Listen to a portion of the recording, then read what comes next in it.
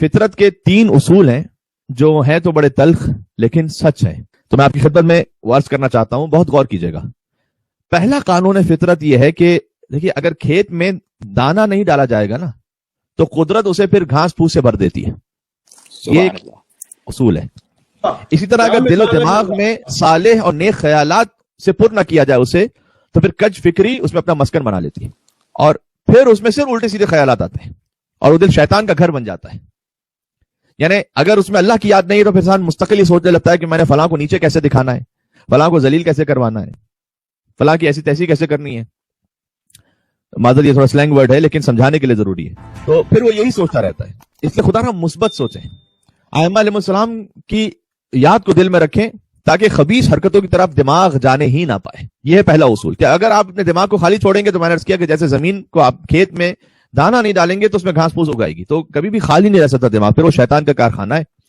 دوسرا قانون ہے فطرت جو اسی سے جڑا ہوا ہے، وہ یہ کہ جس کے پاس جو کچھ بھی ہوتا ہے نا وہ وہی کچھ آگے بانٹتا ہے۔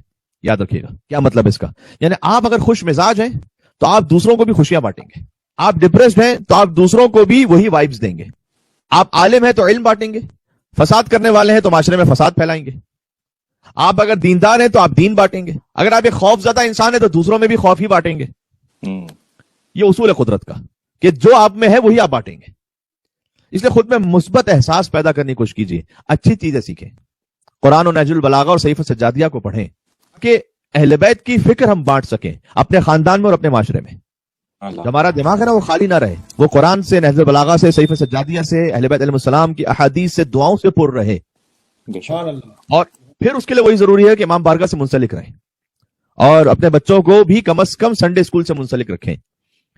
یہ کم از کم ہے جو عرض کر رہا ہوں، بعض لوگ اسے زیادہ سے زیادہ سمجھتے ہیں کہ ہم نے بس مدرسے میں بھیج دیا تو ہماری ذمہ داری ختم ہو گئی، اب جو ہے مدرسہ جانے بچہ جانے، ایسا نہیں ہے۔ آپ نے کم سے کم یہ کرنا ہے کہ اپنے بچے کو مدرسے کا شوق دلوانا ہے اور اسے توجہ کے ساتھ وہاں پر بھیجنا ہے۔ اب تو ماشاءاللہ 450 کے قریب بچوں کی تعداد پہنچ چکی ہے ماشاءاللہ، اور یہ آپ کے اعتماد کا بھی اظہار ہے الحمدللہ پنجتن سوسائٹی آف وکٹوریا پر، اور یہ خود ہماری ذمہ داریوں کو بھی بڑھا دیتا ہے کہ اور سنسیئرلی اس میں کوشش کریں۔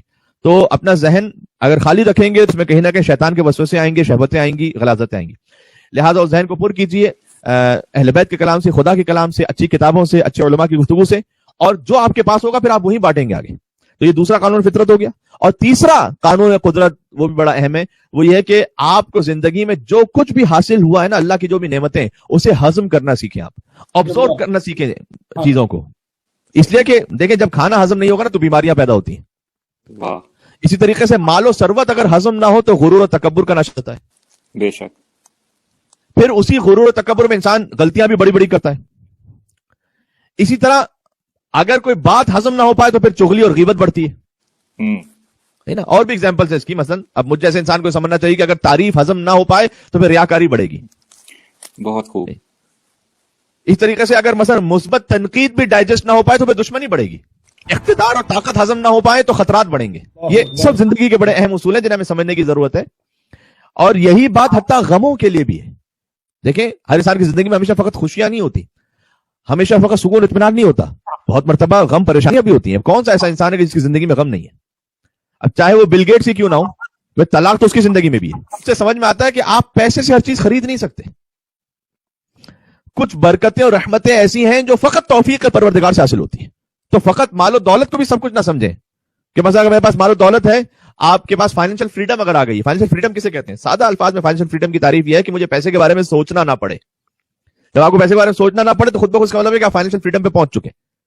لیکن یہ سب کچھ نہیں، دعا مانگے کہ اللہ اس کے ساتھ ساتھ ہمیں توفیقات معنوی بھی عطا فرمائے اور ذلتوں سے محفوظ رکھے۔ تو دنیا کا کوئی امیر سے امیر انسان بھی ایسا نہیں ہوگا جس کے دل میں کوئی غم نہیں ہوگا۔ تو غم، پریشانیاں، مشکلات ہر ایک کی زندگی میں کہیں نہ کہیں ہیں۔ اچھا، لہذا جب جنتی جنت میں پہنچیں گے تو سورہ فاطر کی ایک آیت ہے، آیت نمبر 34، وہ جنتی جنت میں پہنچ کے کہیں گے وَقَالُوا الْحَمْدُ لِلَّهِ الَّذِي أَذْهَبَ عَنَّا الْحُزْنَ إِنَّ رَبَّنَا لَغَفُورٌ شَكُورٌ۔ بہت خوبصورت ہے، حمد اس اللہ کی جس نے آج غموں کو ہم سے دور کر دیا۔ اللہ اکبر۔ یعنی باقاعدہ جنتی اس پر شکر ادا کریں گے کہ اب ہم غموں سے دور ہو گئے، اس لیے کہ جنت میں کوئی حزن ہے نہ کوئی غم ہے، وہاں پر وصال یار ہے، فصل نہیں ہے، وہاں وصل ہے۔ تو پھر اللہ سبحانہ و تعالیٰ نے فرمایا کہ جنتی یہ کہیں گے، سورہ فاتر میں کہ حمد اس پروردگار کی جس نے غم و حزن کو ہم سے دور کر دیا، اور ان ربنا لغفور شکور، دو صفات ذکر ہوئی اللہ عز و جل کی کہ یقیناً ہمارا رب بہت معاف کرنے والا بھی اور قدردان بھی ہے۔ تو کیا پیغام ملا ہمیں؟ پیغام یہ ملا کہ غم اس کے دور ہوں گے جو مغفرت طلب کرنے والا اور شکر کرنے والا ہو، تو وہ اس مقام تک پہنچے گا کہ وہ جنت میں جا سکے۔ اور ورنہ جتنا بھی آپ کو مل جائے، کسی نہ کسی چیز کے نہ ہونے کی وجہ سے آپ ڈپریس رہیں گے۔ اگر اسے اپنے سر پہ سوار رکھیں گے تو ڈپریس رہیں گے۔ ایسا نہیں ہو سکتا کہ اگر میں نے کہا کیا نا کہ دنیا کی ساری دولت بھی مل جائے تو کیا غم ختم ہو جائے گا؟ نہیں ہے۔ نتیجہ کیا ہوتا ہے پھر؟ اگر انسان کہیں نہ کہیں کسی غم میں مبتلا ہے اور وہ اس کو صحیح طریقے سے ڈائجسٹ اور ایبزارب نہیں کر پا رہا، تو جو میں کہہ رہا تھا، تعریف ہضم نہ ہونے کی صورت میں ریاکاری بڑھتی ہے، دولت ہضم نہ ہونے کی صورت میں تکبر بڑھتا ہے، اسی طرح سے کوئی غم کو ہضم نہ کر سکے تو مایوسی بڑھتی ہے۔ اور اسی خاطر وہ جو ایک شاعر نے کہا تھا کہ جب تک میرے ماں باپ موجود تھے تو مجھے کسی غم کا احساس نہیں ہو پاتا تھا، اچانک ایسا کیا ہو گیا کہ جب ماں باپ دنیا سے گزر گئے تو پھر ہر طرف سے غم کی کیفیت مجھے محسوس ہوتی ہے۔ اور اس پہ شاعر نے اور اس کی مزید تشریح کی کہ وجہ اس کی یہ تھی کہ جو ماں باپ تھے وہ ہر غم کو غم امام حسین میں چھپا کے رکھتے تھے۔ سبحان اللہ، سبحان اللہ، کیا کہنے۔ تو اگر ہم اس طرح سے اسے سیکھ جائیں کہ ورنہ اگر ہم دنیا کے غم کو مستقل اپنے اوپر طاری رکھیں گے اس سے مایوسی بڑھتی رہے گی۔ تو اس لیے اللہ کی نعمتوں کو ہضم کرنا سیکھیں، جسے ہم شرعی زبان میں کہتے ہیں کہ شکر کرنا سیکھیں۔ بے شک۔ تو اپنی زندگی کو بامقصد بنائیے اور مخلوقات خدا کی زندگیوں میں آسانیاں پیدا کرنے والے بنیں۔ سبحان اللہ۔